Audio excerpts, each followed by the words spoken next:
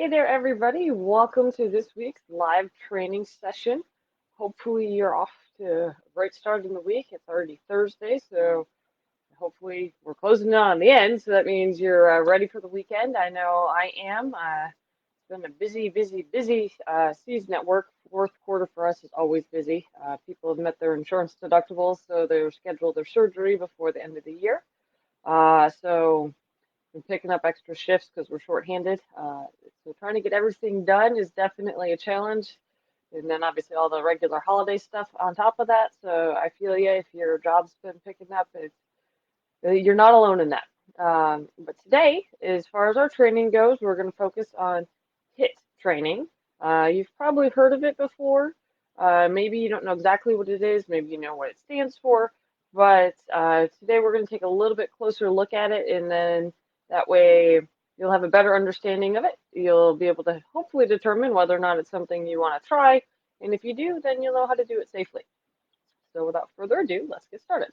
So HIIT stands for high intensity interval training, and it's a very specific particular type of exercise. It is obviously interval training is in the name, and it is possible to do interval training without actually doing HIIT.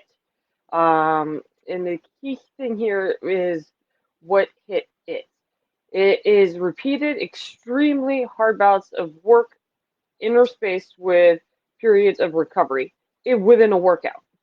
So that means during the work phases, you're actually challenging yourself to about your max of what you can tolerate.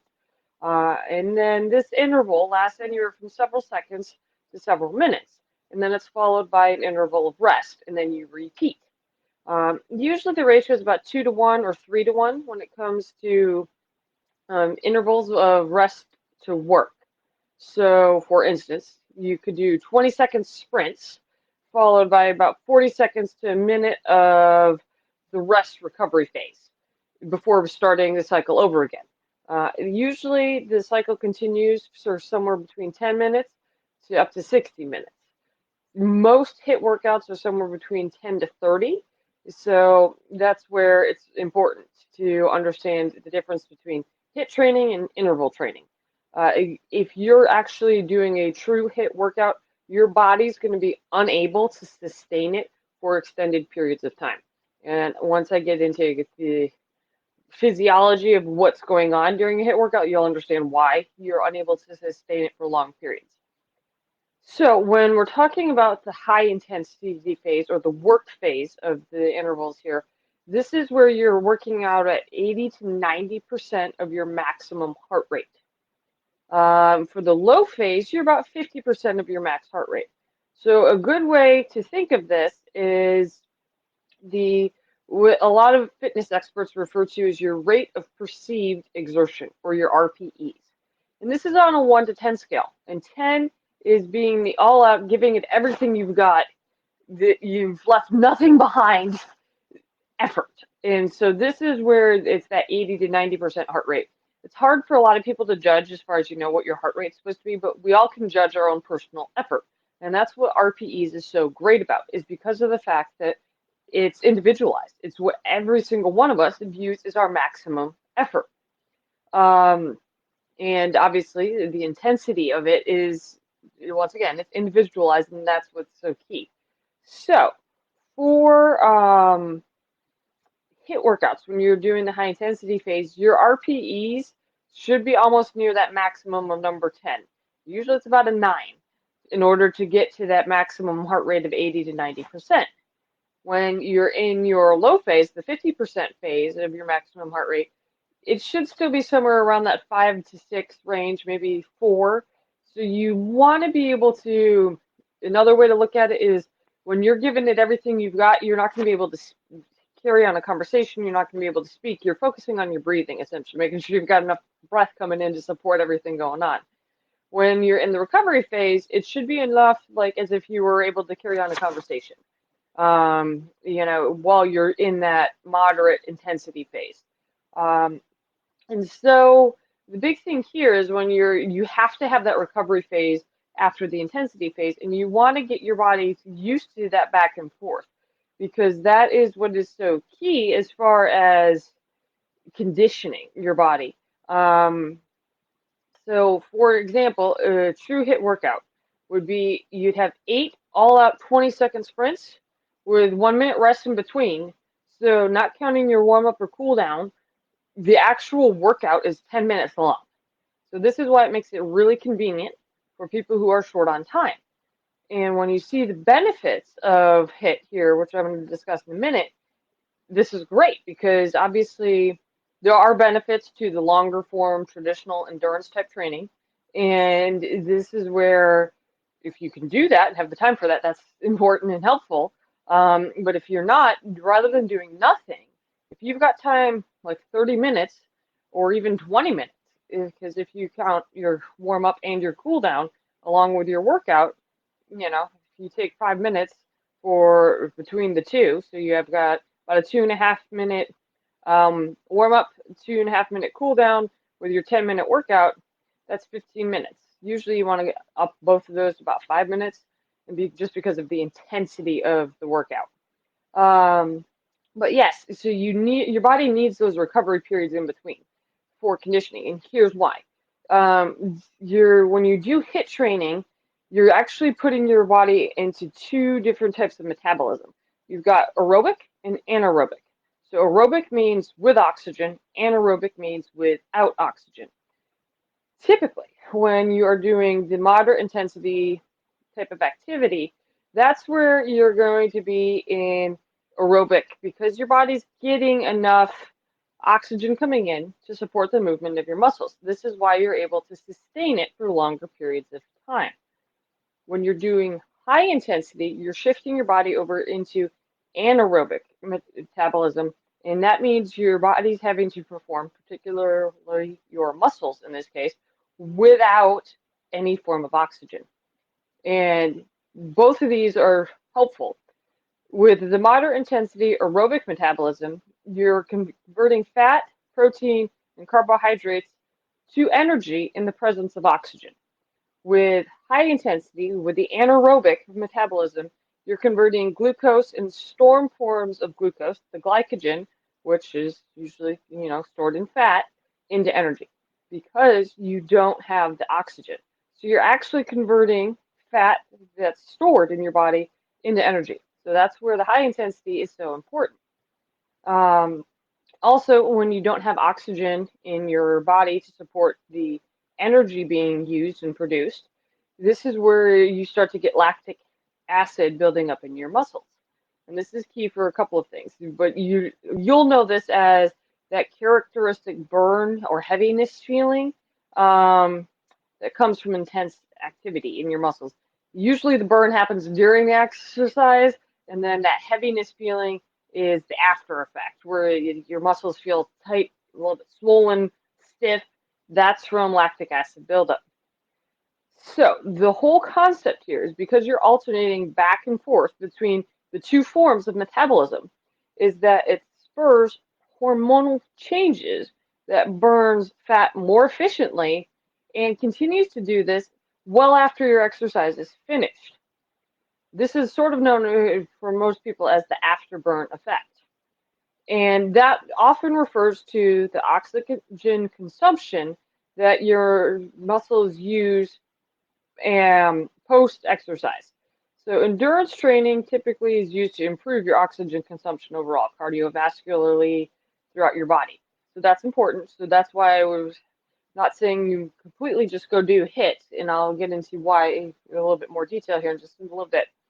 But with HIIT, you get that oxygen consumption way up because of the type of alternation back and forth. And so this means that you get a lot of benefit in a shorter period of time. So the concept of the oxygen consumption, which is excess post-exercise oxygen consumption, or EPOC, EPOC.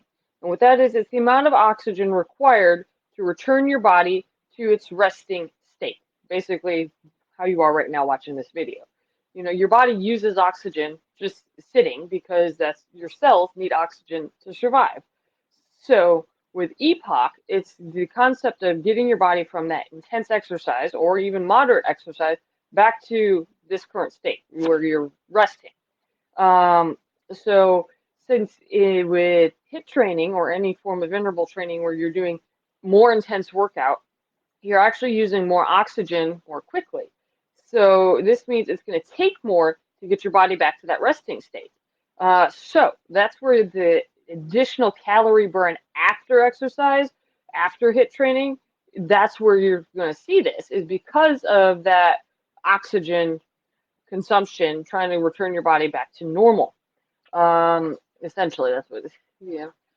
So that's a huge, huge part of HIIT training is that epoch, that afterburn of burning calories, which is so key, is you want in order to be able to, obviously we all want to burn calories, right? So, and obviously, as we were talking about, the concept of how your body's using fat during HIIT training to obviously use stored fat is so important.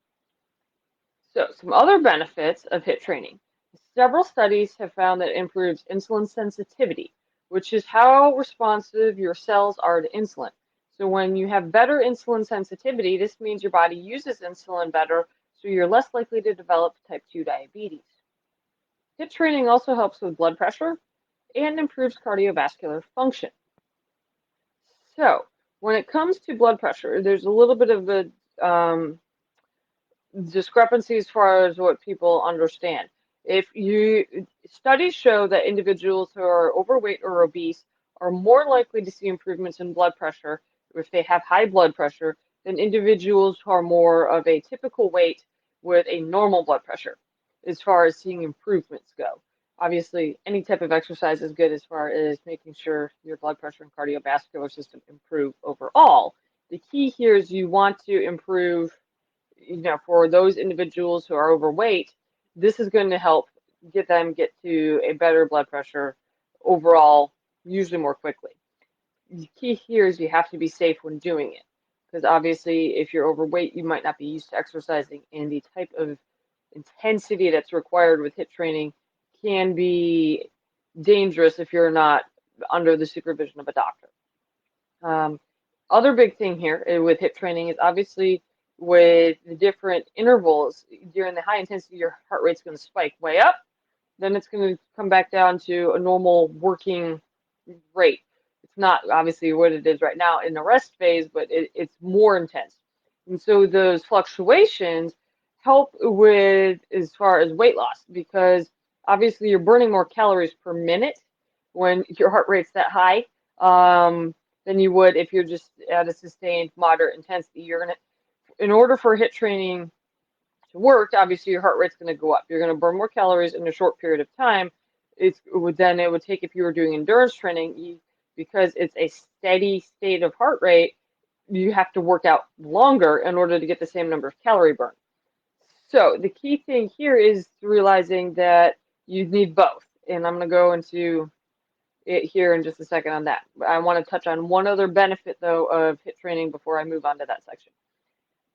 So with the HIIT training, the concept of epoch and all the afterburn actually can boost your metabolism for a couple hours after your training, which is longer than the case with typical endurance type training. And this is because it shifts your metabolism from using stored fat for energy than the traditional carb concept. So, and it also uses visceral fat, which is the fat that surrounds our organs, which is the really unhealthy fat that predisposes us to numerous conditions like cancer, heart disease, diabetes, all those things. So this is where HIIT training is a crucial element of most exercise programs. Um, and studies are finding it's actually beneficial for our brain as well. And the reason for this is the lactic acid. And this is what I wanted to touch upon earlier when I mentioned this. It's that strenuous exercise prompts us, as our bodies, to release lactic acid. Well, this travels throughout our circulatory system and it goes to the brain, where it helps promote the creation of new cells and blood vessels. This is what helps your brain health and decreases your chances of things like dementia. So HIIT training is actually a very important and helpful tool that benefits your whole body. So in order to understand as far as the, excuse me, um, how often you should be doing HIIT training.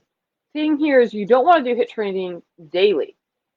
This is because your body won't be able to sustain this without most likely getting injured. And the reason for that is because obviously the intensity of these workouts, it requires a lot of demand on your body to be able to do this. So most experts recommend not doing HIIT training more than 3 days in a week, just three. This doesn't mean that the other um, 4 days you do nothing, because obviously if you don't do any exercise, you're not going to see the benefit. So this is where if you're going to do HIIT training for the 3 days a week, the other 4 days you do still need to get other types of exercise. And this would be moderate exercise. This is that endurance training.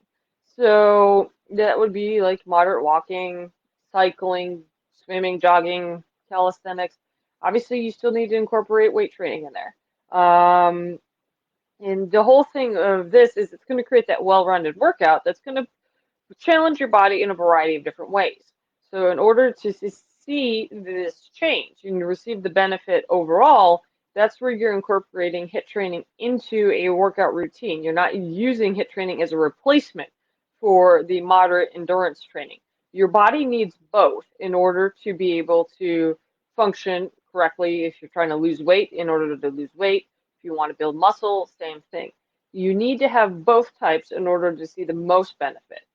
Obviously, you can achieve fairly good, results with just doing the typical moderate endurance training. It's just going to take longer. And sometimes you don't have time in your schedule to do a full workout. Yes, that's the longer endurance training.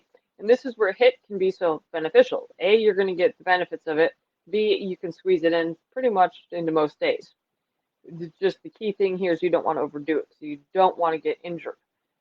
So, and this brings me to the other safety concerns here. With most things that people do when they're first starting HIIT training, and this is the biggest mistake that most people make, is they try to go all out on moves that they don't have the proper form down. And if you don't have the proper form down, this places you at much higher risk of getting injured. So usually when you're first starting out, I mean, you're not going to jump right into any sort of HIIT routine. It's just not a good idea. You want to make sure you're actually performing the exercises with the proper form at a lower intensity before kicking up that intensity. So for instance, if you have not been running or even doing any form of exercise, you want to start by walking or jogging and then working up to HIIT training. And there's a favorite saying of mine is that you have to get in shape to get in shape. So, and this is so true when it comes to HIIT training. You have to be in some level of fitness where you're less likely to be injured before you can kick up that intensity. And so for me, this is what I always recommend to everyone is start with, if you're starting from scratch, from nothing, start with something is like walking. That's going to be intense enough at first, you're going to start to see changes. As you get more comfortable with that, increase, you want to go for distance initially. So if you've not been walking at all, make it to your ability to walk a mile without stopping. And then, okay, great. If you, see how long that takes you. Then start trying to alternate between cutting off time, so meaning walking faster to walk that mile in less time. And then on other days, increase the distance you're walking. So gradually you're going back and forth between the concept of increasing your pace and increasing your distance. Once you get to a comfortable pace, or maybe if your goal is to jog, start jogging. Do the same thing. Once you get to the point where your body's ready to be able to do HIIT training type stuff, then you can start transitioning to that. And that doesn't mean you necessarily have to run. Just alternate if you're between brisk walking, like fast walking, or fast jogging essentially, with a more moderate pace. And that's the key thing. You can make it fit whatever exercise you're doing. It's just you have to be ready for it. Your body has to be ready for it. And by starting with the endurance training and all that, you're going to get the proper form down because you don't want to get injured when you're trying to do HIIT because obviously that's going to derail your fitness efforts. The other essential thing here is you have to warm up. Any type of high intensity training requires a warm up. I mean, really, you should be warming up before any type of training. You're getting your body prepared, you're getting blood flow going, you're getting your muscles warmed up before you actually exercise. And with high intensity training, this is so crucial because if you don't, then you're more likely to be injured. And you remember, the key thing here is we don't want to be injured. Not just because that's going to take us away from our fitness goals, but no one wants to be injured because it can actually, severely impact your everyday life. So the key thing here is preventing injury. And besides making sure you have proper form, warming up is the next essential thing. You've got to warm your body up in order to make it ready to be able to do what you're going to place it through during the workout, the demand you're going to put on it. And then the other big thing is cool down. You can't just go from exercising all out to just stopping. That's where it's going to be huge. Your body's going to cool down too rapidly. Your muscles are going to get really stiff. You want to talk about soreness afterwards with the lactic acid buildup. You're going to be sore for a couple days. I mean, this isn't to say that even with a proper cool down, you're not going to be sore, but it's going to be less intense soreness than it would be if you didn't cool down. So as far as before you start any HIIT routine of any kind or any exercise, always check with your doctor to make sure that it's safe for you to do so. And they might have recommendations. They might recommend that you see a fitness trainer, particularly if you're interested in HIIT, because there's a lot involved in this that obviously you could get injured. There's more involved into it as far as the timing of everything. And this gets to the main challenges with HIIT. Some of them, you're only going to get out of it as much as you put into it. And this is really true of any exercise, but particularly with the HIIT training. And so a lot of people end up focusing on watching the clock rather than putting the quality of effort into their high intensity interval. So there's actually timers on your phone. I mean, this is where obviously if you have a trainer or someone else who's keeping track for you, that's great. But I personally it's an interval timer, and you can set it up to have a warm up for a certain period of time. You can set up how many different intervals you want, and then you break those intervals down into this many seconds for high intensity, this many seconds for low intensity, and then how many times you want that to repeat. And then you have the cool down at the end. And so it's got audible timers on it, so that way, and the screen on my phone changes different colors. So for instance, the high intensity phase is red, the low intensity or moderate intensity is green, and then the cool down and warm ups are like yellowish color. So what it's telling you is that, okay, based off the sound of the bell going off and the color of my screen, I know exactly where I'm at. I don't have to worry about the timer. I mean, I can see it. It's running if I really want to know how many seconds I've got left for each interval section.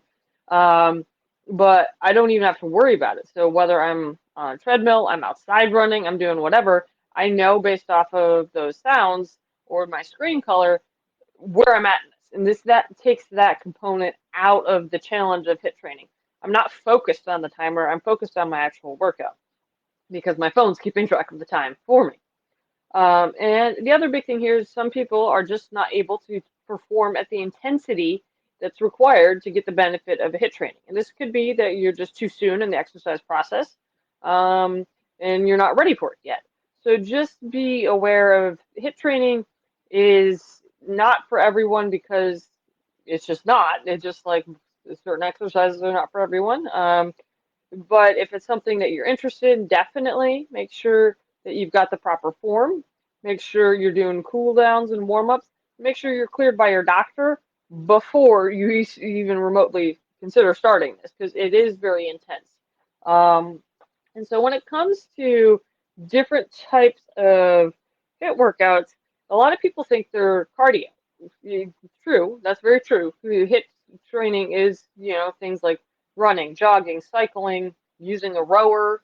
And so you can do that, but it can also be strength-based workouts too, like body weight workouts, using kettlebells, medicine balls, dumbbells.